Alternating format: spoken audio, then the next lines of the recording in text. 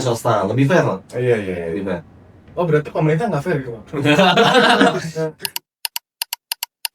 Padahal mereka lupa kalau tujuan dari berkuliah itu bukan lulusnya, tapi di dalam kuliahnya kan mereka belajar kan Betul. gitu Bang. Secara psikologi yang gue pengalaman di swasta, ketika dia udah punya pengalaman, keinginan dia untuk menyelesaikan pekerjaan ya itu tinggi ketimbang orang yang sama sekali belum pernah berorganisasi. Ternyata dia punya kemampuan loh. Oh iya. Karena udah kerja lama kan. Kemampuan dalam menjilat. Aduh, lagi batuk lagi. Iya. Bener lu hari ini ya? Siap-siap pegang ini. Biar kayak orang bener, kayak udah kerja gitu. Nggak usah. Meski gue kerja pakai kaos. Nggak usah Agak ngejek. begini gue kerja pakai kaos. Oh ngejek gue barusan nggak? Enggak. Gimana Sam? Tukeran tempat nih kita nih, Iya. by the way. Gimana Al?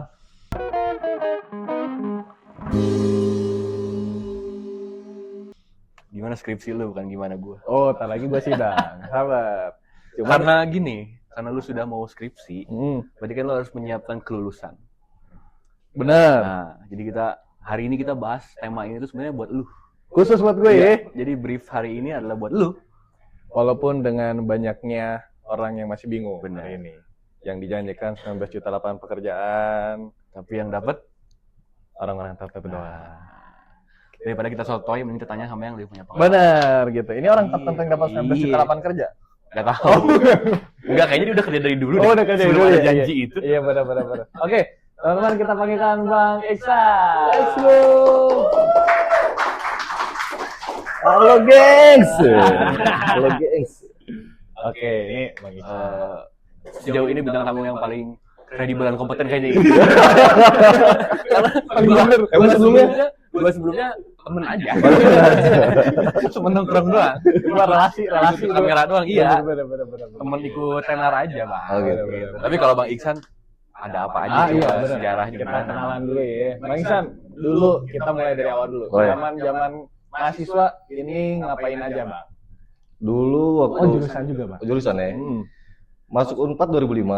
2005. Masuk Unpad 2005 langsung masuk ke ilmu pemerintahan jurusannya. Terus nggak lama setahun kemudian kita aktif nih di organisasi di Gemini. Oke. Nah, tahun berikutnya kebetulan dipilih jadi komisaris FISIP. Waduh. Komisaris FISIP BUMN. lalu Bukan. Oh, jauh bukan. Oh, bukan. Belum ada BUMN Belum. ya waktu itu ya. Masih di organisasi aja. Oh, Nah, terus masuk ke pengurusan DPC Gemini Oke. Sumedang. Berbarengan dengan saya aktif di Kopma tuh waktu itu. Kopma. Koperasi Mahasiswa. Koperasi mahasiswa. Nah, nggak tahu nih sekarang masih ada nggak ya? Justru itu gue juga bingung. Udah Dulu nggak ada. dulu nggak ada, nggak ada. Udah nggak ada zaman kita. Nah, zaman gua ada tuh. Hmm. Kebetulan masuk anggota, terus alhamdulillah dipercayalah jadi direktur di Kopma. Menjabat sebagai DPC. Setelah itu tahun berikutnya naik ke Sekjen Korda Jabar di Gemini. Main Jabar juga. Ya, Jabar. Habis itu lulus. Tahun berapa, Bang? Lulus 2010. 2010. Ya. Berarti studi telat dikit lah ya, Bang. Studi telat dikit, benar. Iya. Udah kayaknya kalau Bang Iksan nggak telat, kalau dia banyak urusan lain. Ya. Oh, iya. Kalau lu telat. Lu jangan. Kalau dia nggak ada banyak urusan. Nggak ada banyak urusan gua ya. Gini ya. aja. Lu Gini. harus ngurusinnya aja. Ini kan Oslo juga, Bos. Lu jadi itu loh. Aduh, ntar lagi kita sidang ya. Iya. Tapi Bang, kalau misalnya kemarin di mahasiswa udah kayak gitu, sekarang di pekerjaan di lini mana, Bang, mainnya, Bang? Sekarang kebetulan di swasta. Oh, swasta. Gerak di bidang finance. Oh, finance. Perusahaan pembiayaan. Yang sangat ilmu pemerintahan itu. Ya benar. Nggak nyambung sebenarnya.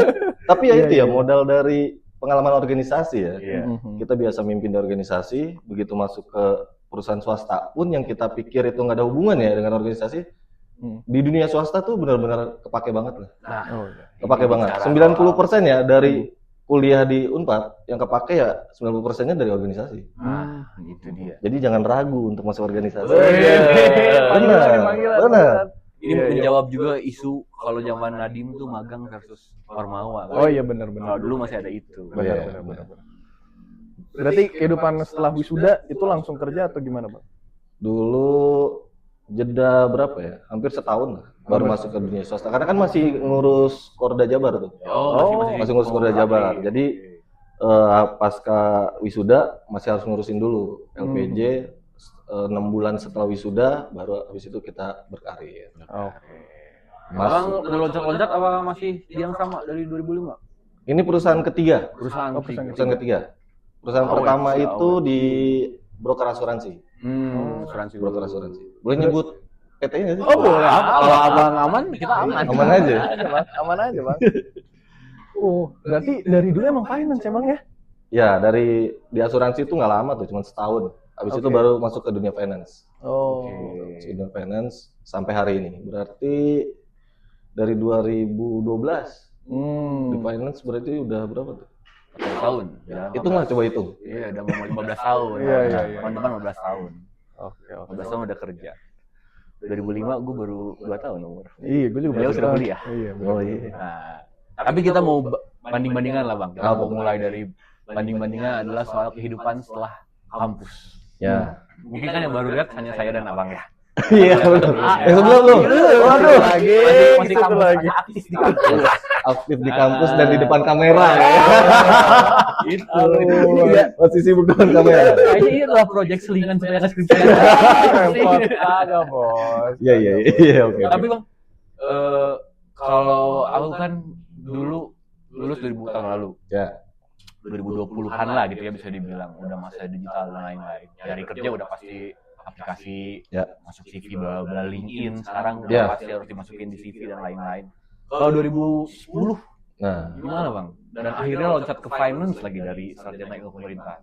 jadi emang sama sih. Dulu itu juga pakai kanalnya Jobstreet namanya. Oh masih ada sekarang masih ada. Masih ada ya Jobstreet? Masih ada, Gua masih Ya, pakai juga. dulu tuh pakai Jobstreet. Nah, di Jobstreet itulah kita sebar CV sebanyak-banyaknya. Oke. Jadi memang kalau kita apa ya konvensional tuh, kita taruh lamaran ke security, wah itu kecil kemungkinan lah untuk bisa masuk dapat panggilan ya. Tapi kalau di Jobstreet itu kan kita langsung ke HR. ya HR, dia langsung lihat tuh profiling kita. Makanya besar kemungkinan untuk kita bisa dapat Ini first job emang dari job street bang. Jobstreet. Jobstreet di broker asuransi itu Jobstreet yang masuk. Abis itu ke finance diajak teman. Oke. Kebetulan Gemini juga, Oh, oke. pengurus juga. Oke, oke. Nah disinilah kita bicara akses dan koneksi. Nah, benar. Setuju. Benar. Karena di dunia kerja itu nggak lepas dari relasi. Oh iya. Ya, hari ini yang bisa sukses itu yang megang relasi, Pak. Oh benar. Nah, Bukan kepintaran doang ya berarti. Ya, karena sekarang jadi asisten artis pun bisa jadi komisaris. Oh, iya. Siapa tuh? disebut. Kalau nggak salah, Oh, maksudnya nggak ya semua orang boleh dong Bener, bermimpi bener. jadi komisaris kalau Bener. mungkin nggak apa-apa. Tapi jadi rame itu.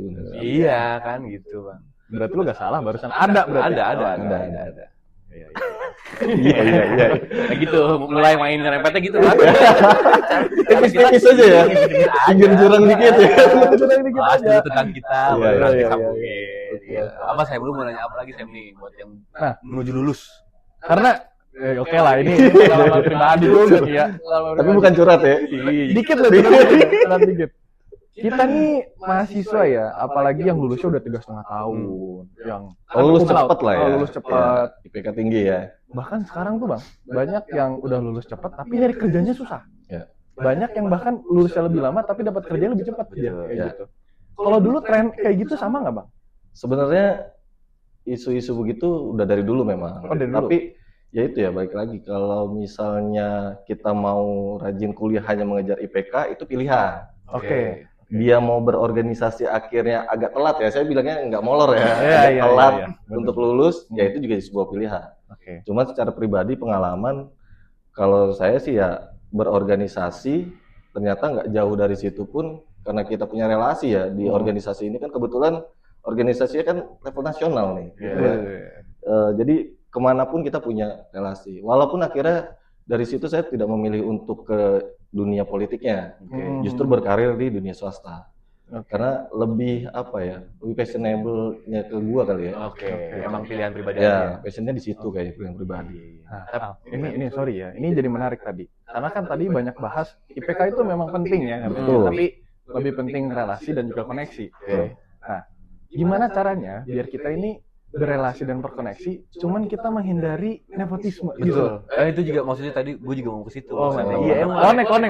Oke. Gimana? Kopinya lu sama? Perlu dibedakan gitu kan maksudnya apa itu nepotisme dan akhirnya perjenjangan relasi ini gitu kan. Betul. Jadi maksudnya gini, kita bisa berasumsi kalau Bang Iksan pasti punya skillnya juga dong. Gitu. Oh, jelas. Karena nggak mungkin dari organisasi udah bisa jadi ketua dan lain-lain, akhirnya untuk kerja pun pasti mudah kepake. Bener. Satu kan itu bang. Ya. Cuma kan kalau pertanyaan lanjutannya nanti boleh dijawab juga soal itu adalah tidak semua orang pun berorganisasi jabatannya sepenting Bang Iksan. Oh iya. Misalkan Ya. seperti itu. Betul. Nah, apakah tetap bermanfaat Ya. atau gimana sih bang gitu sebenarnya? Jadi kalau misalnya kita berpikirnya apa yang namanya relasi, ya itu memang penting. IPK bagus juga penting karena dasar teori kan di situ ya. Benar. Dari IPK kita berkuliah. Tapi pengalaman organisasi itu menurut saya jauh lebih penting. Nah, kita balik lagi nih, bedanya relasi sama nepotisme kan. Iya, Dulu iya, nih, iya. punya Sam gue jawab. Bisa dibilang relasi dan nepotisme itu ketika orang yang dipilih untuk masuk itu tidak punya kemampuan, hanya mengandalkan relasi.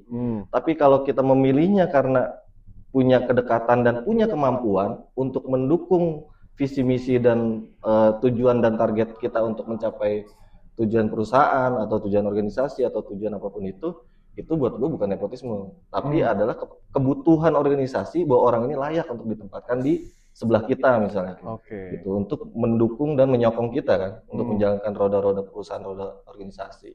Jadi menurut gue sih antara nepotisme yang benar tuh Al. Beda tipis, tapi kalau dibarengi dengan kemampuan ya sudah selayaknya memang itu untuk ditempatkan. Jadi kredibilitas tetap harus ada lah. Harus. Meski dengan pertemanan. Sebenarnya, tapi itu juga nggak sih yang kita rasakan sebenarnya? Iya. Kayak ya lu mau jadi menteri karena lu temen nggak apa-apa, tapi ya Kalau lu pas bener. ya gitu pastikan lu memang punya background yang Ya, punya kapasitas lah. Iya betul. Punya Jadi kapasitas mau swasta, pemerintahan apapun, kayaknya sebenarnya kita bukan bermasalah dengan itu nggak sih? Iya. Tapi ya kompetensi orang ya Yes, gitu loh. Gitu loh. Ya tadi mungkin ya asisten apa?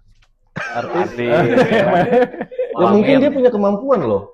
Oh iya, karena bisa udah jadi. kerja lama kan. Kemampuan dalam menjilat. Nggak tahu ya. Tahu iya. Ya, untuk menyokong karir si Iya betul. Iya kan? Ya, itu juga skill ya. Iya. Iya lah, skill. Skill, Bang, ya? skill. Bisa jadi. Bisa jadi. Oke. Ya tadi apa maksudnya jadi menarik kalau ngomongin nepotisme, terus juga apa relasi pasca kampus ini kan pasti jadi polemiknya orang baru lulus lah ya bahasannya. Iya. Tapi nih Bang, kalau orang baru lulus, biasa kan orang mencari relasi. Tapi kalau sebelumnya dia ke organisasi, satu-satunya wadah yang bisa dia sampaikan kan biasa ikatan alumni. Ya. Ya kan gitu, ikatan alumninya masing-masing kampus ya gitu loh. betul. Nah, apakah memang IKA ini harusnya jadi tempat orang nyari kerja atau harusnya kayak gimana, Bang? Nah, karena pengalaman juga ya kita di organisasi, relasi itu kan sebenarnya bisa dicari di mana aja ya. Tergantung si individu ini mau mencarinya kemana. Bahwa kita punya entitas Unpad gitu ya, ya selayaknya kita mencari informasinya di ikatan alumni Unpad. Gitu. Tapi ketika ini menjadi wadah yang tidak bisa menyokong, nah fungsi kita lah sebagai para alumni ini seharusnya ya menarik adik-adik nih yang baru pada lulus, punya kapasitas di mana, punya kemampuan apa, kita tempatin gitu sebagai alumni. Supaya apa? Tarik-menarik antara alumni dengan fresh graduate ini berjalan gitu. Jadi Unpad di nasional tuh bisa mengerucut sampai ke atas gitu. Oke. Makanya jadi penting memang relasi terutama dalam ikatan ya. Iya. Karena ya pasti ketika kita udah lulus kegiatan kehidupan beda ya. Betul. Gitu. Timeline orang, Iya. kerja dan lain-lain udah. Ya sekarang gini semuanya aja beda. deh, misalnya baru lulus gitu, kita nggak punya relasi, Yes. kan bingung Pak mau kemana. Iya. Bener. Ya sama kayak mungkin orang-orang lain ya gitu yang nggak punya pengalaman organisasi, bingung tuh mau nge-apply, buka job search banyak memang, Yes. tapi mana yang mau kita apply, Bener. bingung nih. Iya. Gitu. Passion kita di mana? Nah, kalau kita punya relasi kan kita bisa sharing dulu nih dengan relasi kita yang lebih punya pengalaman gitu ya. Oh, kamu cocoknya mending kesini aja, Oh, kesini aja. Minimal ada pengarahan untuk kita berkarir ke depannya. Gitu. Oke. Oh itu jadi menarik kalau. Jadi maksudnya alumni ini bukan yang orang yang untuk kita infoloker Bang, Ya, bukan iya, itu, tapi iya. maksudnya untuk rekan diskusi gitu ya. Betul. Bener. Karena Sifatnya ya jadinya kekeluargaan lagi gitu. Bener. Kan. Sharing-sharingnya di situ jadi apa? Ya. Kuatnya. bener. Apalagi kayak tadi, gua kan IP juga kita. Oh, ini sama senior, IP. Kan senior. satu ini. BIP. Pasti kan orang mikir, wah buset, ini kalau pemerintahan pasti harus masuknya ke sini. Ya itu kan enaknya ada rekan diskusi itu ya Bang Ya, ya berarti. betul. Bener. Ya sama kayak gue kan ilmu pemerintahan nih, tapi sekarang kan berkarir di finance ya. Ya alhamdulillah dipercaya gitu ya sebagai branch manager kan di perusahaan. Ya, Masa? ya benar enggak. Kalau emang bener jawabannya Iya, bukan maksudnya gini. Kayak kebayang aja ya, pemerintahan ke swasta, Pak. Yes. Nggak nyambung kan? Iya, Ya, iya, benar. Tapi kenapa bisa berkarir ya itu karena punya kapasitas dalam mengorganisir karyawan, tim untuk bisa sejalan sesuai dengan target manajemen yang diberikan. Itu kan nggak gampang. Iya, benar. Dan itu nggak dibentuk dalam sehari 2 hari, tapi pengalaman memimpin orang ini loh. Kalau dulu di ilmu pemerintahan kan ada tuh psikologi masa kan. Iya. Nah, itu yang saya pakai juga gitu. Ada saya pakai situ. Tapi itu yang menarik, Bang. Abang kan salah satu yang loncat ya dari Ya. pemerintahan terus kerjanya ke finance sampai sekarang udah dipercaya jadi branch manager. Pertanyaannya kalau gue nanya gini, abang jawabnya apa? Apakah abang loncat karena emang itu udah passion abang dan rezeki abang aja, atau memang karena lapangan pekerjaannya pun udah sempit gitu loh? Kalau Di jurusan yang memang linear gitu, di pekerjaan-pekerjaan yang memang linear. satu sisi sih mungkin bisa bilang iya ya Al ya. Nggak, tapi gini juga, satu sisi benar. Tapi juga gini, bahwa sebenarnya kalau kita hanya berpatokan hanya dengan linear keilmuan ya, Iya. itu pesaing kita juga banyak. Jangankan di Unpad udah satu angkatan udah lulusan, belum kampus lain gitu ya. Nah, ketika kita bisa buka peluang baru, makanya kalau saya punya prinsip gini, ketika kita udah mengerjakan segala sesuatu, kerjakan dengan sepenuh hati, bukan sesuka hati. Wih. Nah, Iya, jadi itu apapun hasilnya itu pasti karena terdorong ya dari sendiri. Akhirnya gua juga masuk ke swasta ya. Ya ini jalan gua untuk berkarir gitu, mencari rezeki ya sepenuh hati lah di situ habis-habisan. Bagaimana caranya supaya karir meningkat gitu. Kalau lu Apa ya? sebagai ilmu pemerintahan juga, karir lu gimana? Lu maksudnya lu visi lu kemana dengan Oh iya, iya. dengan realita Nah, pemerintahan kan isinya bukan anak pemerintahan. Nah itu gini Pak jadinya. Ini jadi impiannya semua mahasiswa tingkat akhir pasti abang ya. Ya. Lulus, daftar kerja, beres, nikah, semua segala, beli mobil, beli motor, Gua gitu enggak, kan. gua Wah, enggak. oh lu enggak. Oh, Nikahnya enggak. Nikahnya kagak lu. Itu bukan. Tapi jangan sampai nikah di Belanda ya. Wah, itu mah ngeri. Lebih baik tidak ke sana. Lanjut, Sam. Jadi itu bener, apa Iya. maksudnya itu kan impiannya semua mahasiswa ya bang ya. Ya, Nanti benar. lulus apa semua segala. Kehidupan ideal lah ya. Kehidupan Iya, ideal. Gitu. Gitu. Padahal mereka lupa kalau tujuan dari berkuliah itu bukan lulusnya, tapi di dalam kuliahnya kan mereka belajar kan Betul. gitu bang. Ya tadi ada yang ngambil lininya mungkin waktu jadi mahasiswa jadi aktivis. Ya. Ada yang mungkin lebih daripada aktivis, ada yang magang, ada yang apa semua Ya. segala gitu. Nah karena kita konteksnya banyak ngomongin sospol, kalau ngomongin aktivisme gitu bang, tadi kan abang sempat mention banyak. Ya. Ini sangat berguna untuk di pekerjaan. Gitu. Ya. Apa gitu bang yang berguna banget di bagian situ tuh? Di bagian organisatoris. Organisatoris. Yang pertama itu bagaimana cara kita public speaking. Oke. Cara kita bicara dengan orang lain ya, dengan orang baru. Karena yang begitu masuk dunia swasta, kita nggak ada yang kenal, Pak. Iya. Oh iya. Ya, kita nggak ada yang kenal. Nah, Benar. kita bisa langsung enak ketemu orang itu karena sering ketemu orang. Nah, di organisasi secara nggak langsung itu diajarin. Gitu. Nah, terus yang kedua, kita bisa bagaimana menganalisa ya namanya manusia itu hidup pasti dikelilingi dengan namanya politik, Benar. ya kan? Sudah pasti.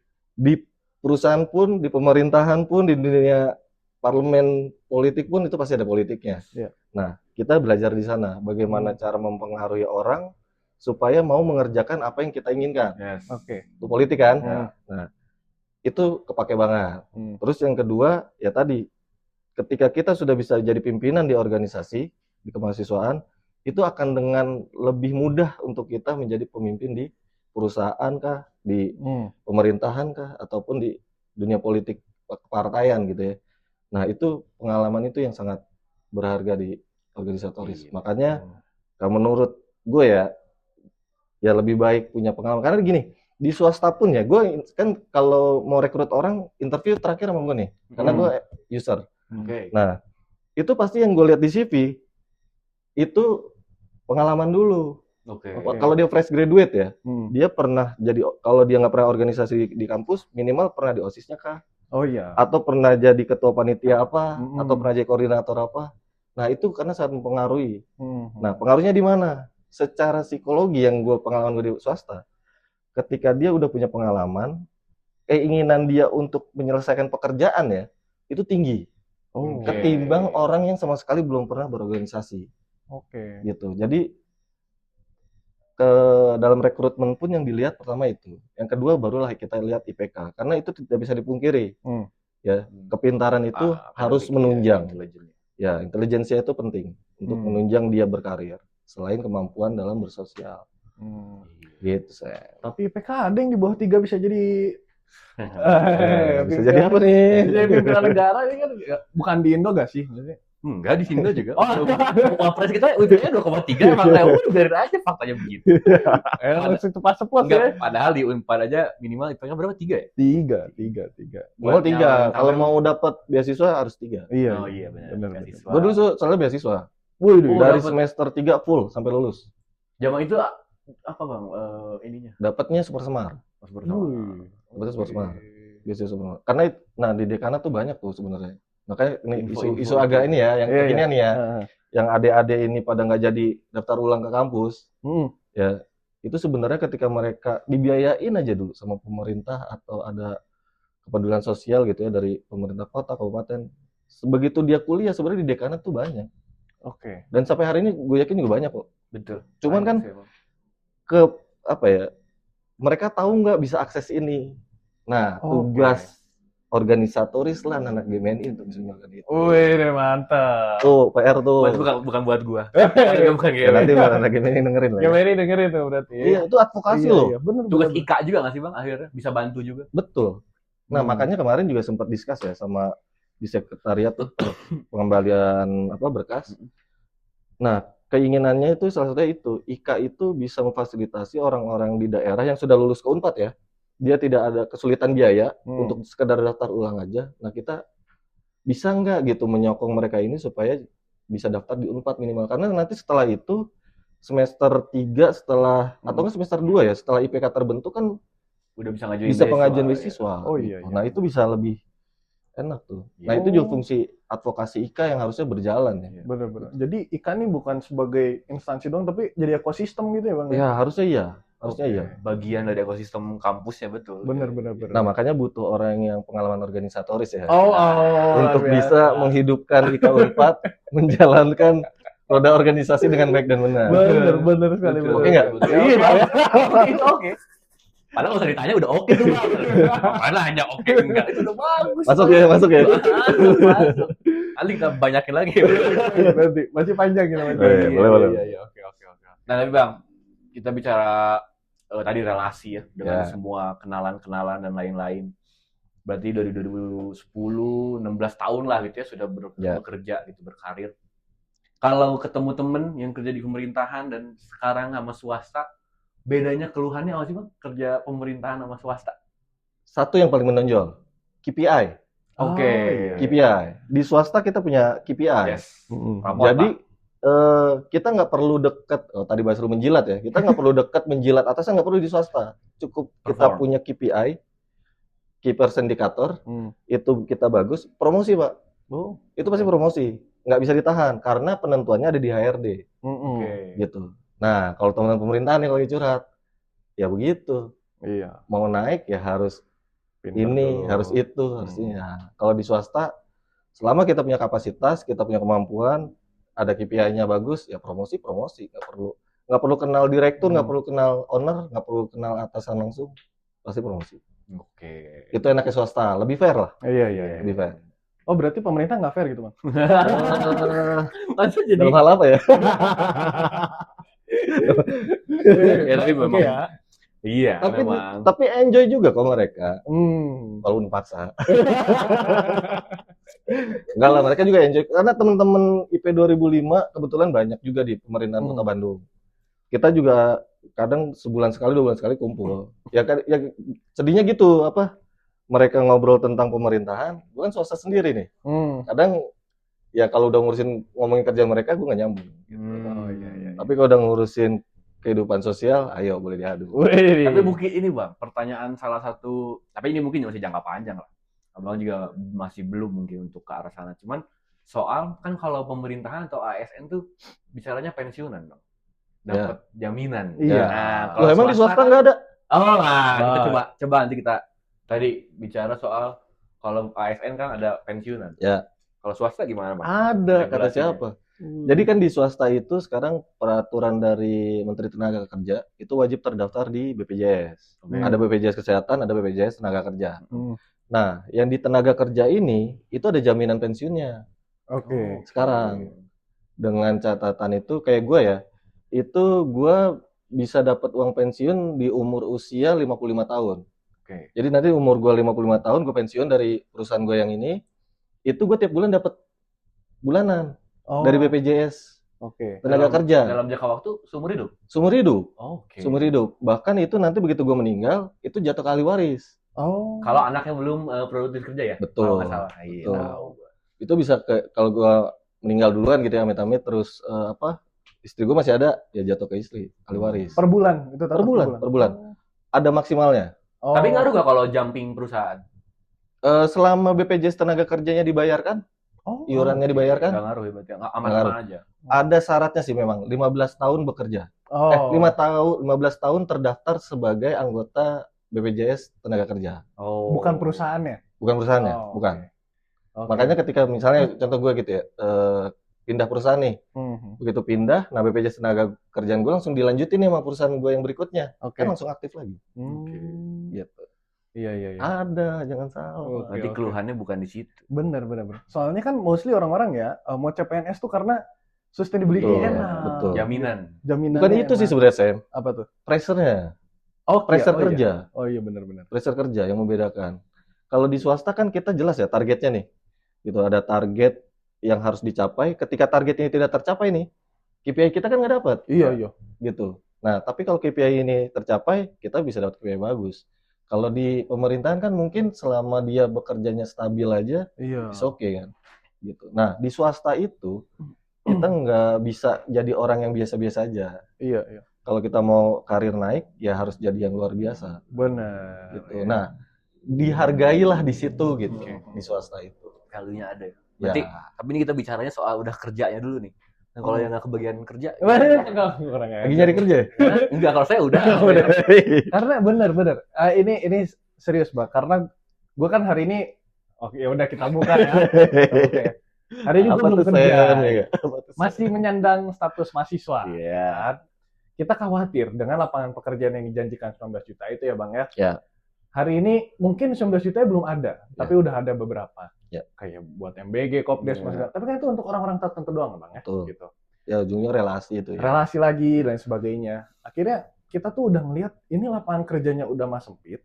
Yang sempit ini hanya diisi oleh orang-orang tertentu gitu. Ya. Ini ngebuat kita tuh semakin khawatir sehingga udahlah. Makanya sekarang banyak anak muda yang bisnis tapi gagal juga Ya. dengan kondisi ekonomi hari ini yang tidak tentu gitu kan hari Ya. ini. Nah, ngomongin lapangan kerja gitu Bang. Ya. Sekarang apakah justru lapangan kerja itu sebenarnya banyak tapi anak muda yang milih-milih? Atau sebenarnya lapangan kerjanya emang udah sempit karena emang nggak banyak pilihan sebenarnya? Nah, menarik nih Sam. Jadi gini, sebenarnya kayak di gue ya, perusahaan gue juga sebenarnya kalau ditanya apakah udah stop buka lowongan, enggak. Kita masih tetap Selalu ada. cari pengganti gitu. Nah, cuman memang kadangkala satu informasi ya. Ya. Kan sekarang Oh, iya. ini yang orang bisa maju tuh ya itu menguasai informasi, menguasai relasi. Dua ini dikuasai, insya Allah lah jaringannya kebuka gitu, karirnya bisa cepat. Nah, kadang nggak tahu tuh informasinya bahwa perusahaan ini sebenarnya lagi mencari.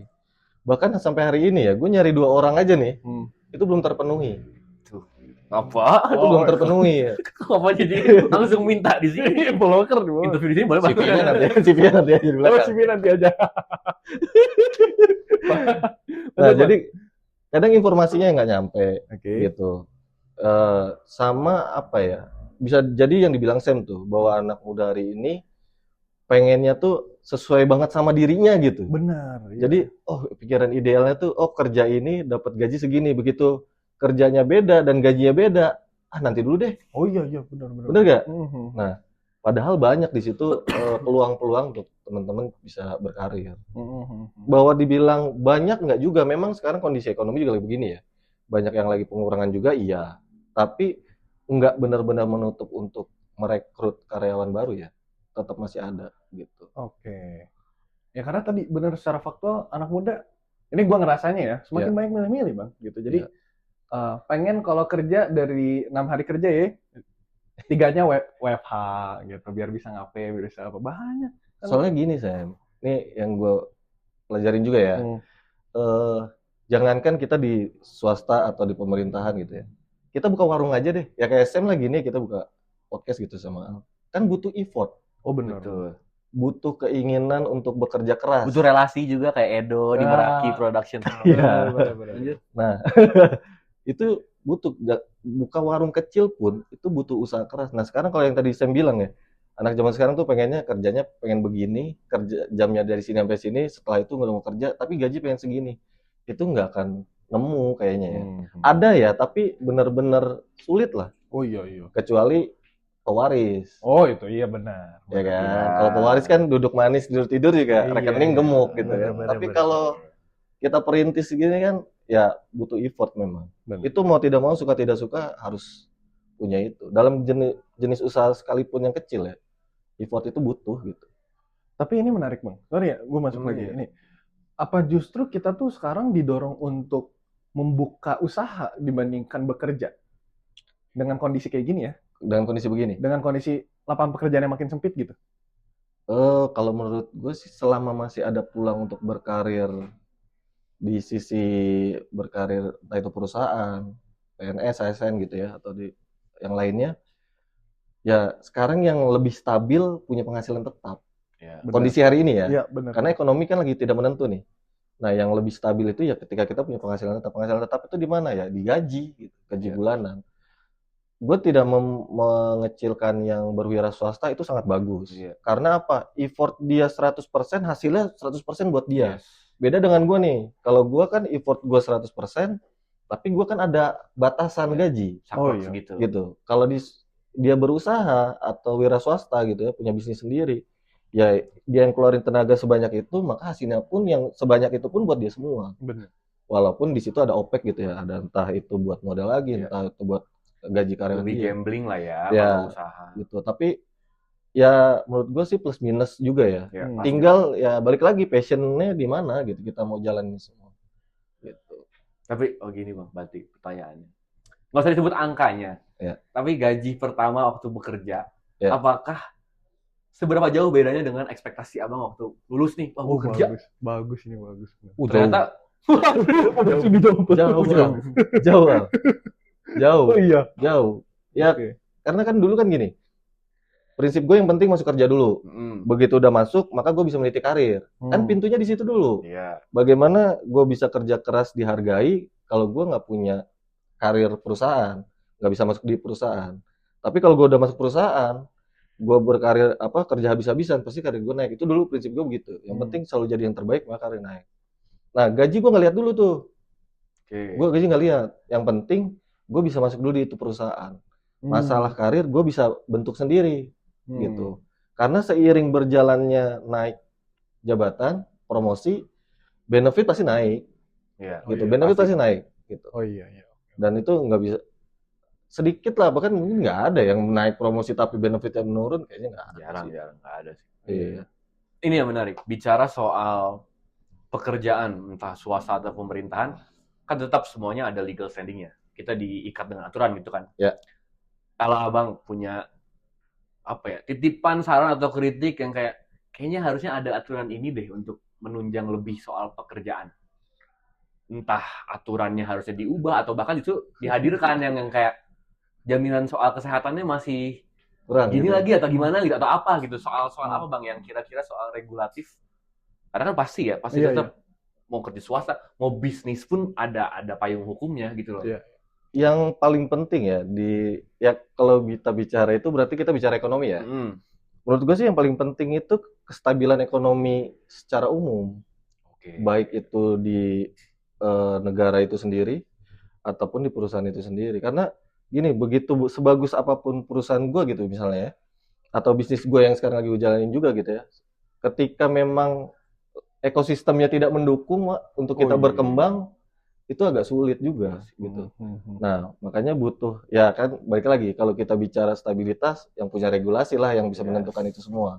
Iya. Gitu. Nah, kalau untuk menyampaikannya, ya ada mahasiswa mungkin bisa, Woi. habis itu sharing sama kita kan. Iya, Nah, iya. apa nih yang lebih dibutuhkan hari ini untuk masyarakat gitu. Iya, benar-benar. Karena kan kita bisa bagi peran ya gitu. Karena ini masukin ke isu ketenaga kerjaan ya, Bang ya. Ya. Eh, Lu sambil kemarin minum ya, Sam? Ambil, Bang. ambil. Saya minum nyantai, Bang. Kemarin itu gue baca dari suatu artikel dan ini real terjadi. Sayangnya mungkin di Indonesia belum bisa diterapkan. Kemarin itu gue lihat dari salah satu negara di Asia yang isunya Sell Indonesia by Singapura lah, Mas. Di Singapura itu orang kalau misalnya pinter itu dihargai dalam pekerjaannya, gajinya naik semua segala. Jadi dalam pemerintahnya sendiri, kalau ada orang pinter langsung dimasukin ke pemerintahan. Ya. Gitu. Sekarang mungkin kecenderungannya kebalik, orang pinter gak mau masuk pemerintahan. Tapi mungkin pengennya masuk swasta karena kan lebih dihargain secara effort semua segala. Lebih fair gitu. Nah, apakah tren ini tuh justru mengkhawatirkan untuk kemudian hari, Bang, gitu loh? Untuk jadi orang-orang pinter nggak mau masuk situ. Ya, mungkin fenomena ini juga harus kita waspadai ya. Karena mau gimana pun gini, pemerintahan itu kan yang regulator ya. Butuh orang pinter ada di sana. Ya. Artinya kita juga kalau kita punya temen yang memang dia kapasitasnya mumpuni untuk bisa masuk ke sana, bisa mengembangkan diri di pemerintahan, kenapa enggak? Ya harusnya sih jangan juga punya pemikiran seperti itu gitu. Ya bahwa di swasta lebih fair, iya. Bahwa di pemerintahan bisa lebih baik, iya juga gitu. Ini kan tergantung dari orang ini dan juga kebutuhan, kemampuan ya, kapasitas orang itu untuk menjalankan karirnya dan mengembangkan diri untuk maslahat umat, ya itu penting juga gitu. Menurut gue sih harusnya orang seperti itu justru masuk ya. Asal jangan tergoda aja, Pak. Mana? Gitu kan. Tapi susah sih. Susah ya? Yang pinter di luar juga udah masuk jadi bego. Iya. Rata-rata begitu. Nah kan gini kan kadang-kadang begini. Sistemnya dulu yang dirubah apa orangnya dulu kan gitu. Bener. Itu adalah pertanyaan yang... Nah itu Allah yang jawab lah. Gimana? Gue ganti yang lain. Orang itu adalah sistem itu sendiri. Oh iya. Oke. Selesai Ya, kali. orang tuanya harus keluar dulu dari sistem. Barulah gitu kan terjadi riset Indonesia itu mengutip buku. Iya, dengan semua gonjang-ganjing sekarang juga ya, ekonomi dan lain-lain. Tapi ada pandangan lain juga, maksudnya akhirnya kita ketemu. Selalu berat-berat. Kita ketemu Bang Ihsan, jadinya tahu bahwa sebenarnya ya lapangan pekerjaan tuh ada. Ada, benar. Gitu. Pilihannya masyarakatnya harus berusaha, pemerintahnya juga harus bisa lebih bantuin lagi juga. Oh benar, Gitu benar, kan. benar. Jadi ini kita bicaranya konstruktif nih. Benar. Biasanya kan kalau kita ngehina-hina pemerintah, Bang Ihsan jadi kita kayak seolah-olah punya harapan dengan pemerintah gitu loh. Padahal Bang Ihsan kerja di swasta. Iya. Nah, coba orang-orang pemerintahan cari yang kayak Bang Ihsan. Masuk. Gue tanya dong, gue mau nggak? Balik ke dia dong. Iya. Oke. Apa Sam? Tapi itu Bang, kalau misalnya tadi kan udah kita bahas banyak ya kehidupan setelah wisuda, manfaat aktivis gitu khususnya. Lapangan pekerjaan yang sempit semua segala. Kalau tadi dari sisi pemerintah secara regulatif tadi sudah disampaikan, secara ekonomi juga sudah disampaikan. Tapi kalau misalnya untuk anak muda nih Bang, justru tadi banyak yang picky perihal pekerjaan mana yang harus dia pilih. Tapi kalau misalnya ngelihat dari 5 sampai 10 tahun ke depan nih Bang, ini prediksi Abang aja. Prediksi Abang terkait lapangan pekerjaan, akankah semakin membaik atau justru akan semakin memburuk melihat 5 sampai 10 tahun ke depan dan faktornya apa kira-kira Bang? Kalau lapangan pekerjaan konvensional ya, kayaknya akan menurun karena sekarang ini industri kreatif jauh lebih berkembang ya ke depan. Gitu. Nah, itu bisa jauh lebih bisa dimanfaatkan ya sama generasi muda hari ini. Dunia kreatif tuh memang ke depan pasti akan lebih berkembang. Karena di perusahaan gue sendiri ya, itu sistem robotik sudah masuk. Artinya peran manusia sudah mulai tergantikan dengan sistem, dengan mesin gitu. Entah itu sistem secara digitalisasi. Kalau kita disebutnya digitalisasi. Ya, jadi digitalisasi itu udah masuk. Makanya ke depan itu digitalisasi itu udah nggak bisa dipungkiri aja dan nggak bisa dihindari. Nah, tinggal para generasi muda hari ini menyiapkan diri, bisa beradaptasi dengan kondisi ini. Ya paling memungkinkan beradaptasi kan dunia kreatif hari ini. Benar. Ya kan, dunia kreatif. Bisnis apapun itu hari ini medsos yang sangat berpengaruh. Nah, tinggal anak-anak muda hari ini ya manfaatkan peluang itulah gitu. Sama ya lebih jangan nggak tahu ya. Kemarin gue juga baca artikel-artikel bahwa generasi hari ini tuh lembek-lembek gitu ya. Nah, coba lebih diperkeras dikit lah gitu untuk daya juangnya, daya dia ingin berusahanya. Jangan gampang nyerahnya gitu ya, jangan banyak ngeluhnya. Yang penting jalanin aja dulu. Setelah berjalan, ya balik lagi tuh dengan sepenuh hati, pasti ada hasil kok gitu. Proses itu nggak akan mungkin mengkhianati hasil, Benar. pasti hasilnya ada. Tapi ini adalah pembicaraan beda generasi. Weh. Enggak, tapi soal artikel lanjutannya gini bang. Kalau artikel yang dibuat oleh Gen Z, mereka akhirnya menguap.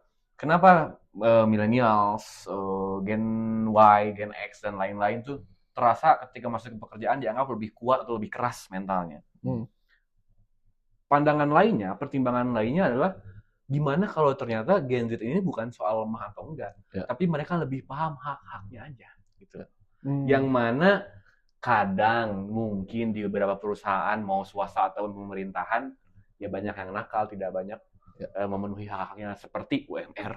Oh iya. Nah, misalkan yang begitu gitu, Bang. Jadi masih kayak, ada itu. ya kan, Ya, masih gitu. Itu maksudnya kayak tetap bener ekonominya dulu yang harus diperbaiki gitu. Kita bicara pekerjaan, gue rasa orang tidak akan banyak protes kalau tadi gitu loh, soal gajinya, soal tunjangannya memang sudah benar-benar terjamin gitu. Maksudnya Setuju itu.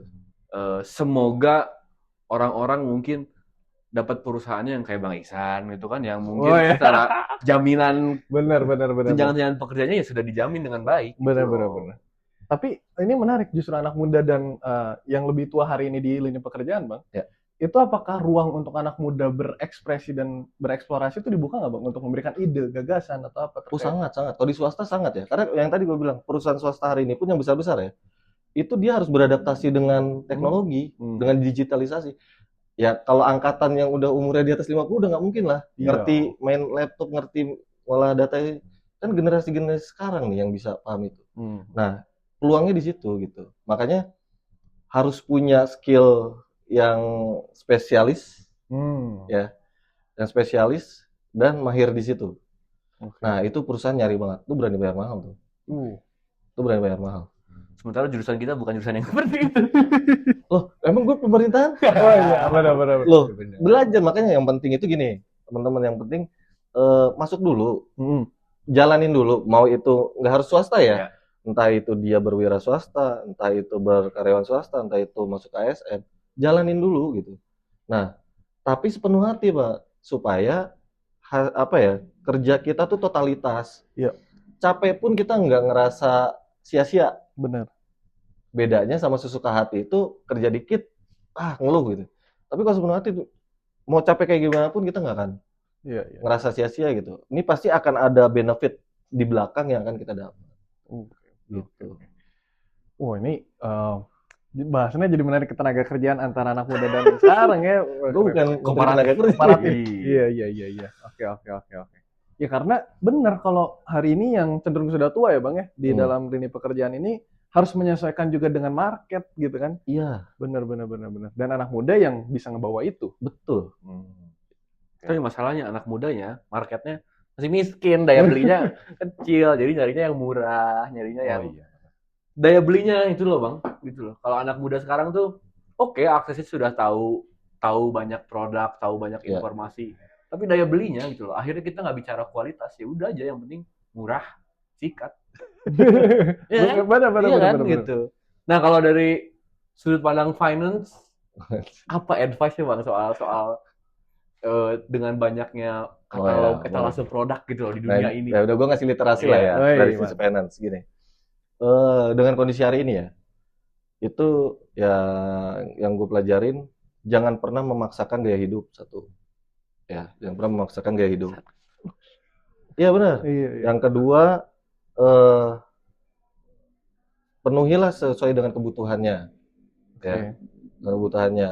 Terus yang ketiga juga, bahwa kita hari ini itu bisa beli dengan pay letter ya, atau juga dengan lain sebagainya, itu kan sebenarnya hanya menunda saja. Benar. Hanya menunda.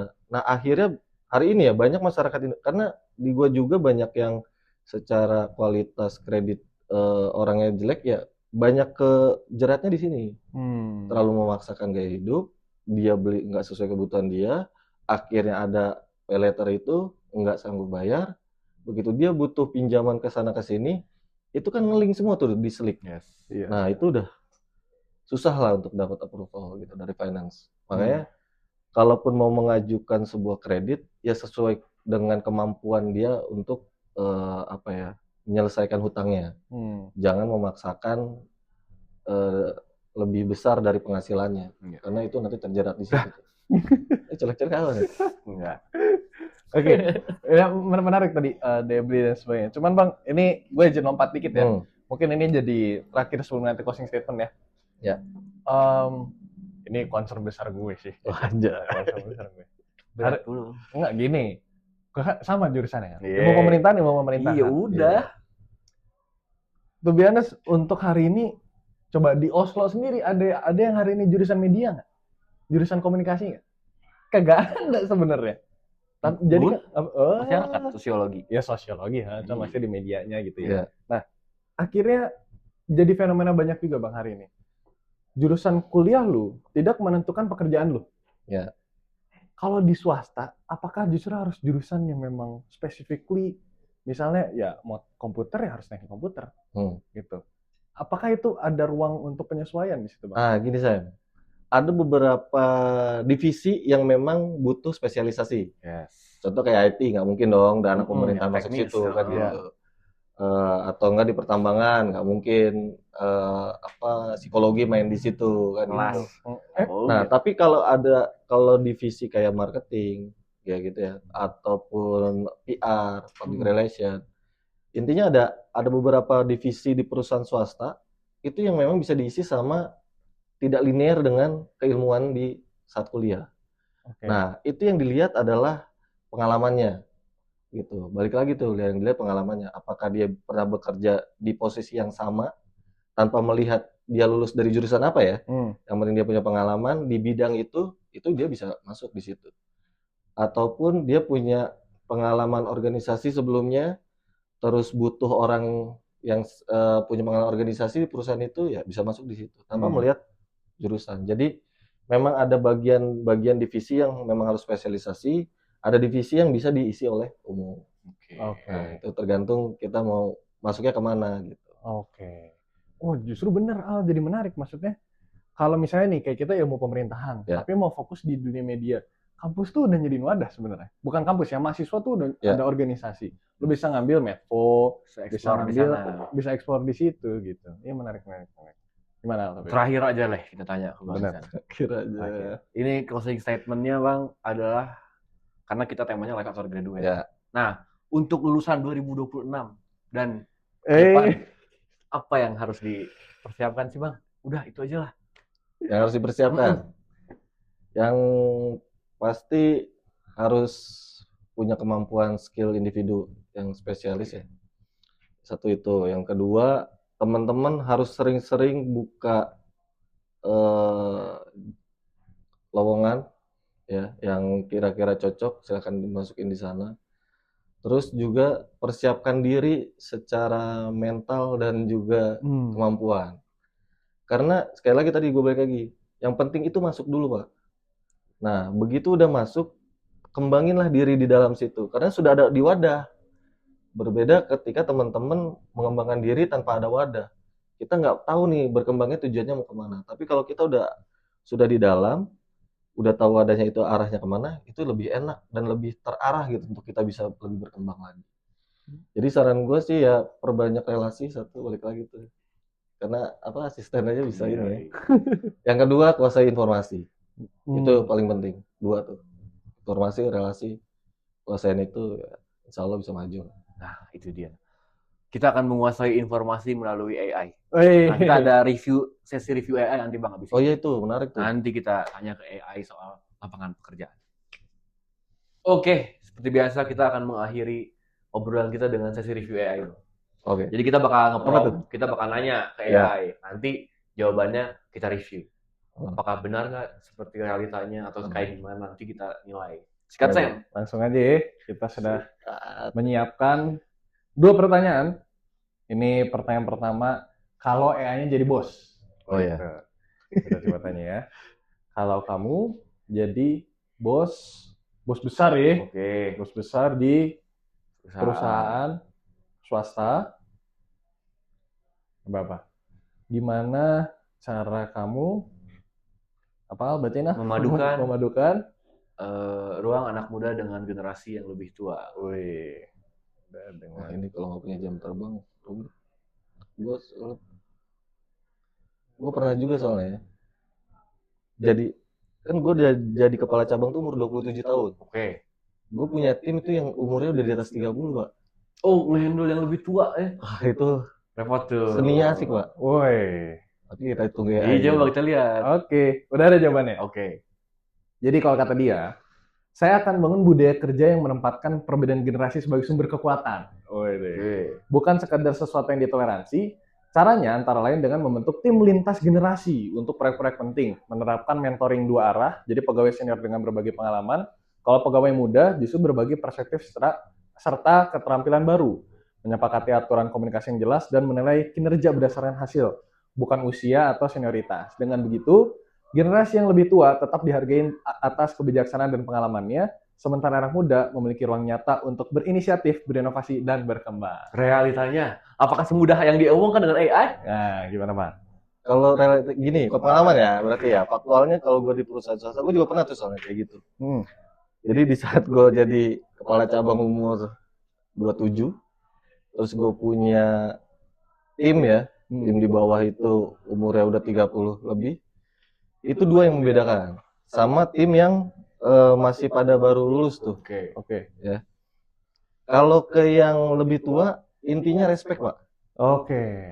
Respect. Jadi kita harus hormat, terus dengan bahasa yang sopan. Nah, itu baru bisa masuk kita. Instruksi kita sebagai pimpinan untuk memberi arahan masuk tuh, diterima sama dia. Tapi kalau kita pakai cara itu ke yang lebih muda dari kita, itu nggak bisa. Oh. Karena agak ngeyel orang-orang ini. Oke. Ya. Nah, kalau yang di bawah, mereka itu taunya eksekusi. Oke. Jadi kita harus kasih arahan yang jelas. Kamu hari ini, target kamu ini, sekian juta. Kamu ke titik sini, titik sini, titik sini. Selesai, kamu ke kantor, laporan. Itu bisa tuh dieksekusi. Gitu. Jadi, ya karena juga pengalaman berorganisasi ya, kita paham bagaimana menghadap. Kan dulu di organisasi gitu tuh. Ketemu senior-senior, kita harus gimana. Ketemu maba, kita harus gimana. Nah, itu memang terjadi gitu. Dan itu memang kepake banget lah.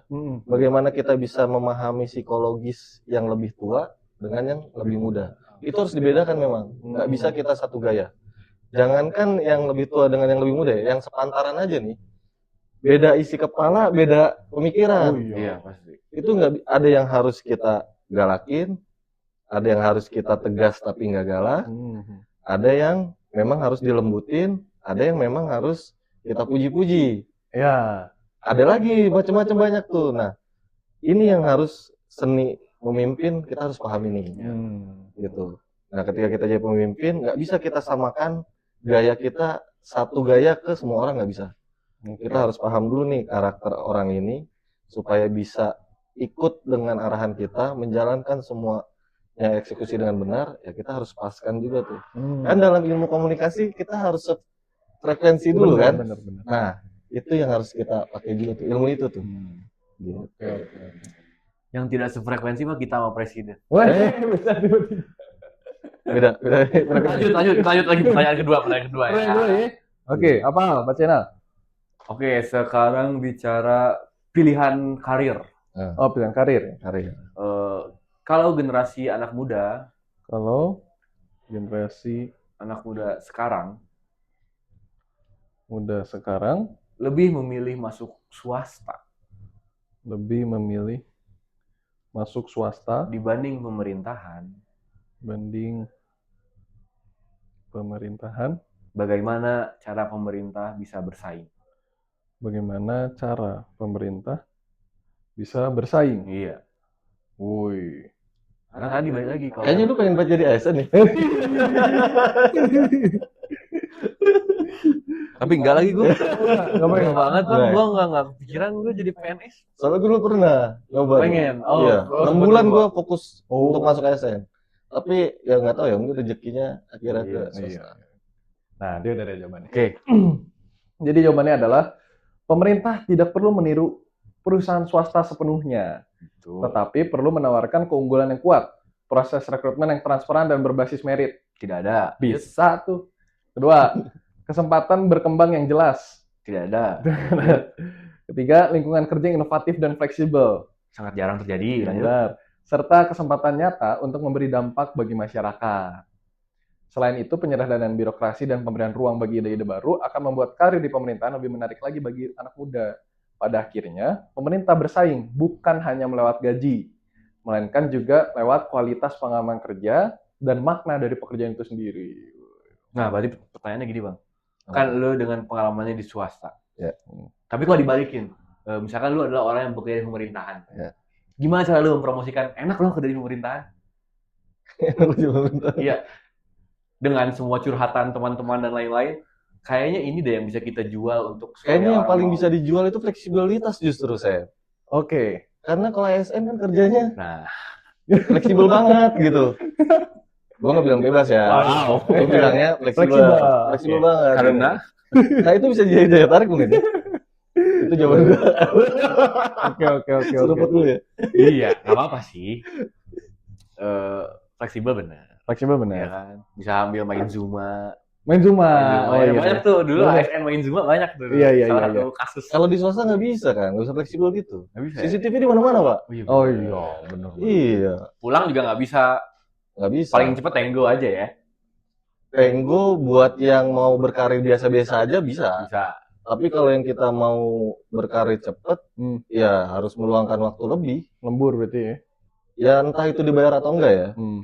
lembur itu. Tapi pasti ada nilai lebih di kemudian hari lah ketika kita kasih effort lebih di swasta itu. Bisa jadi mungkin. Itu yang gue alamin. Gue juga Gimana? soalnya kerja di swasta kan. Gue nggak tahu rasanya kerja di pemerintahan. Karena sepertinya kalau kerja di pemerintahan lebih fleksibel kalau Anda asisten artis. Ah.